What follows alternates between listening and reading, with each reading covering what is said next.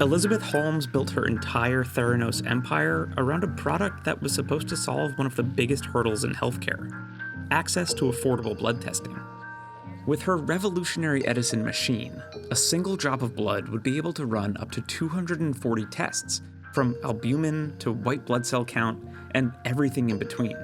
It was going to change healthcare as we knew it. Our work is in the belief that access to health information is a basic human right. By 2015, Forbes named Holmes the youngest and wealthiest self-made billionaire in the US. Until we put Elizabeth on our cover just a few months back, I hadn't heard of you, I hadn't heard of the company, and yet your company is valued at over $9 billion.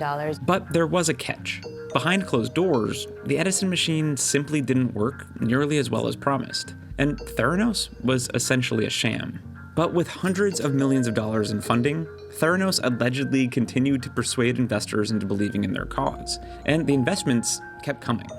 Venture capital-funded companies are nothing new for Silicon Valley.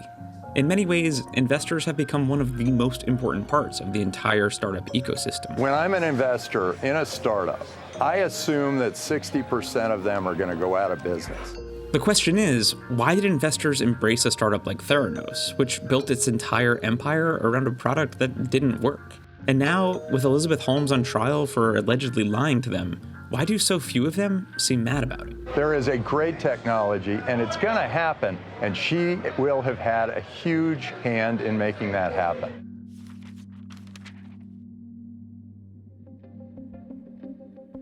Having grand ambitions isn't a crime. Startups often present some pretty wild ideas. So this will enable the creation of a Luna base.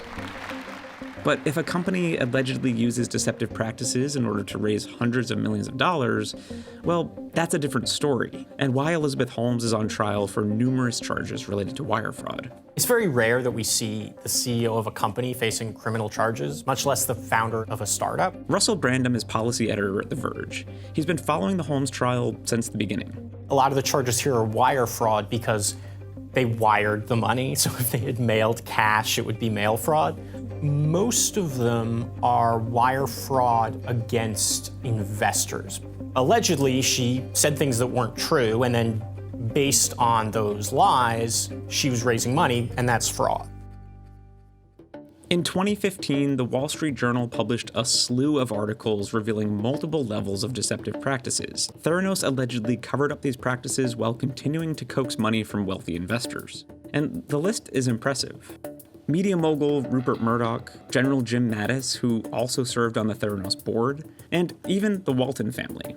You know, the richest family in the world. So because of that culture of venture capital, investors always defend their companies. And you see, even after a lot of the reporting has come out saying, look, these machines are not working, something doesn't smell right here. A lot of investors were still defending Elizabeth Holmes, saying, oh, she's the next Steve Jobs. You're just trying to take down a sort of visionary founder. Are you willing to admit that you were wrong about this one?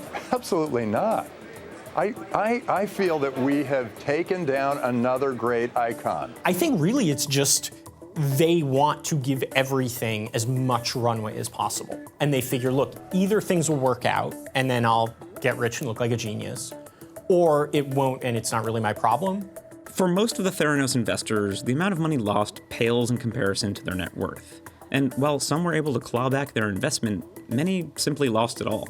You know, is the victim here Rupert Murdoch? I don't know. I don't feel that much sympathy for him. I don't think this meaningfully affected Rupert Murdoch's net worth. Like, no one is sleeping on the street tonight because they invested in Theranos. It was a really bad time for the employees, but they're not really sort of represented here. It was a really bad time for some patients who got bad medical results. It is odd that the investors are at the center of the trial when they're kind of the least sympathetic players here. This obviously doesn't justify the fraud that allegedly took place behind the scenes at Theranos, but it does point to a larger pattern of behavior in Silicon Valley that has become somewhat problematic. Investors blindly tossing huge sums of money behind overheated companies that, in reality, only have a small chance of succeeding in the first place. If you really researched what Holmes was promising, it didn't add up. Testimony from the trial has revealed that many investors failed to exercise due diligence before handing over millions in funding to Theranos. Many barely knew anything about the healthcare industry at all. You got people who were sort of very prestigious and very important, but maybe not rigorous enough to really check what was being claimed.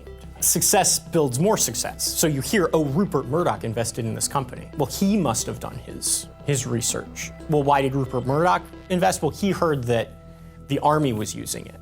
None of these were people who were really experienced in the blood testing world. And when you got someone like that who was, Bill Gates famously looked at their technology and he has a lot of money, he's interested in investing in things, but he has this larger background in looking at, okay, what are the medical interventions? What can we be looking at? And he was like, this doesn't make any sense. No one could test that much from a drop of blood. And the things they're saying about how they're doing it don't add up.